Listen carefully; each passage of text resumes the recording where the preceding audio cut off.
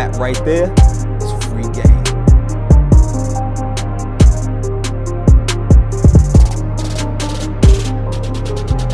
What up, people? Flip Your Worth TV, back at it again. You know the motto, new day, new vlog, but the same hustle. So lately I've been having people ask me how much I've made on some of these houses or how much it cost me to renovate some of these houses. So because I see there's interest, I decided to do a vlog solely based on that.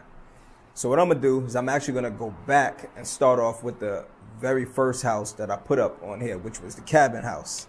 I bought that at the end of 2018 and I sold it in the beginning of 2019. So with that one, it was very interesting because there was some ups and downs with it. But you know, that comes with the territory whenever you buying and renovating houses. With that being said, let's get started on that one. So initially, that house was flooded out, and the previous owners, what they did is they got their insurance money and they're like, look, we don't even want to waste time trying to renovate this. They got a big check. They wanted to go buy another house, and that's what they did. So they put that house on the market. They initially had it up for $160,000. I thought that was way too high for, you know, the amount of work that needed to be done and the time that I was gonna have to put into it. It just needed to make financial sense for me. So I actually offered them like 75, which, as you know, is substantially less than what they were selling it for. The thing about that is, being that the house had flooded out, it was completely gutted. If you look at the pictures, you'll see the video. It was completely gutted. It needed massive amounts of work. And some of that work included foundation repairs. It needed electrical work. It needed plumbing because the plumbing was extremely outdated. So, I mean, when you factor in all those things, for me, I'm like, look, there's a lot of work here and it's going to take some time. And obviously, you got to use things to your advantage. I know they're not flippers. This is not their business. They don't do that. They're just a homeowner. And a lot of people who are not in this business, certain things that, like, say I can get some the foundation for that house cost me $8,000, but I had quotes that told me $20,000. Now I have my own foundation company, not that I own, but a company that I use on a lot of different projects, so I get great prices. But of course, in negotiation, I'm not going to use the price I get. I'm going to use that high quote that the other company gave me for $20,000. Using things like that, you get leverage. Long story short, they didn't accept my offer at 75, but what they did do is accept my offer at $95,000. So I went into contract for $95,000 on that house. Now, when you go in contract on a house, when you get to the closing table, you're going to have closing costs. Those closing costs, which I've explained in previous videos, if you haven't seen, subscribe to the channel, go check it out. Those closing costs will include like homeowners insurance, taxes, you know. And on this particular house, because it had flooded, I actually got hit with a flood insurance premium that I needed to get. It was required due to the fact that it, you know, had flood history. That was like a $3,000 expense alone, but that went into the closing costs. My total closing cost was $13,206. So I purchased that 95, closing cost $13,206. Now I'm not going to add everything up right now, but when we get to the end, I'll add all the stuff up and we can go over the numbers.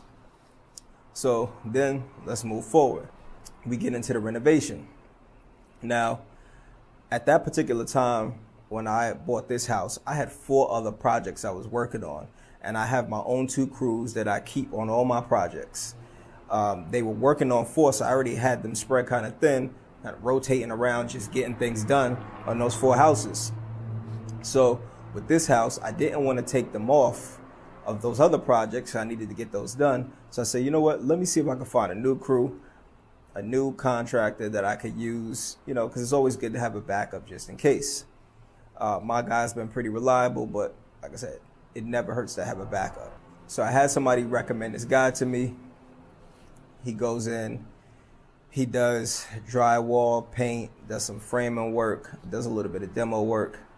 When I came to see his work, particularly the drywall and paint, It was absolutely terrible. Like, it was some of the worst work I've seen. So because it was so bad, I immediately called him. I had pictures of everything. I said, look, you got to come here. I'm not happy with this work. This needs to be fixed. He sends his guy. Well, he sees the stuff because I met him at the house. He comes there. He sees it. He's like, yeah, I see what you're talking about. I'll send him out. He sends his guys to come back the next day. They go and fix it. I come back, look at it again. The work was worse than the first time. At that point, I'm not wasting no more money with you. I had already spent, I think, like $7 or $8 grand with him. And I'm like, you know what? I just had to fire him on the spot. Called my other guys that, that I already had work. And I said, I know I got your spread kind of thin, but I got to get you to come in on this one. This is a priority, and fix this previous contractor's work. So he comes in, fixes all the previous contractor's errors, like the drywall, the paint, things like that. And now we back on track. So if you haven't seen the previous vlog on the cabin house, go back and look, but you'll see there was a lot of work done to that house. Just in the kitchen, start with the kitchen, it was brand new flooring through the whole house, but in the kitchen there was brand new flooring as well. Brand new cabinets, brand new countertops, brand new stainless steel appliances. Through the whole house we did recessed lighting, new recessed lighting, so I had to redo all the wiring because the wiring there was old. Redid all the plumbing. Of course, like I told you, did the foundation. There was 5 bedrooms, 2 bathrooms. One of the bathrooms was a half bath. I expanded that into a full bath and connected it to the master. I also took the 2 of the bedrooms that were next to each other, knocked out the wall, and made that into the master bedroom. So when you go look, you'll see a huge master bedroom. Part of that space also made into a huge walk-in closet. So you had your walk-in closet, huge master, and a nice bathroom. And then you still had 3 other bedrooms on the other side of the house. All in, after all that work was done, I spent $89,900 on the total renovation. So let's add all the numbers up. That's $95,000 on the purchase price, $13,206 on the closing costs, and $89,900 on the renovation. Add that all up together, you get $198,106. That's what I was all in on the house for. Now, once I finished renovating the house, obviously I got to put the house up on the market for sale. So I put the house up at $274,000. I actually got an offer on it at full price for the first week, which is great. Anybody selling houses loves to get offers that fast. Unfortunately, that offer fell through because the buyers were trying to use the home inspection for leverage, which is a tactic that a lot of agents try to do with their clients. But one of the things I had actually done that I forgot to mention is I had a brand new roof put on the house. So they saw their home inspection and tried to use that and said, oh, there's something wrong with the roof. I'm like, no, there's not, because it's a brand new roof. I already know everything on it is good. I know what you're doing. They didn't want to budge. I wasn't going to budge. So that deal fell through. A couple weeks later, I think it was about 3 weeks, I got another offer for $265,000. Fortunately for me and for them, that offer did go through. Now, again, when you sell a house, you have closing costs also, just like when you buy it. In this scenario, when I sold the house, my total closing costs, which includes, the buyer's agent's commission, whatever fee y'all agree on, and the seller's agent's commission, and other little things like the title and whatever else is agreed upon in that contract. Well, that total was $15,900. Well, now you take the $15,900 away from the $265,000. It left me with a total of $249,100. That's what the title company has going to me. Now remember, I'm all in on this house at $198,106. So when you deduct the $249,100 from the $198,106, you get a grand total of $50,994. Make this money, take this money. And that right there was my profit.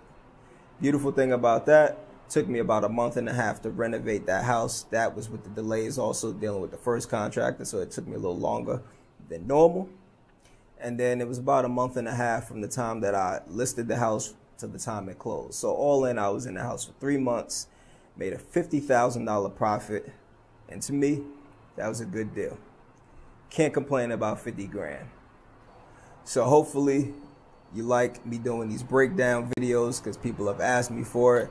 And hopefully it also gives you some insight on some of the costs and things that are associated and the type of profits you can make in flipping houses. They all aren't going to be 50 grand. I've had houses where I've made more than that, but I've had houses where I've made less than that. So it always goes on a case-by-case situation. So I appreciate y'all for watching this. Hit that subscribe button while you're there. And if you've made it to this point, you've been watching for a good amount of time, which is also appreciated. But take 5 more seconds and just hit that like button right there, because that's appreciated as well. Also hit that notification button, the little bell, so that you can get notified whenever I drop new vlogs or whenever the latest thing I put out is uploaded. Again, on that note, Flip Your Worth TV. I appreciate y'all for tuning in. Now I'll holla at y'all in the next one.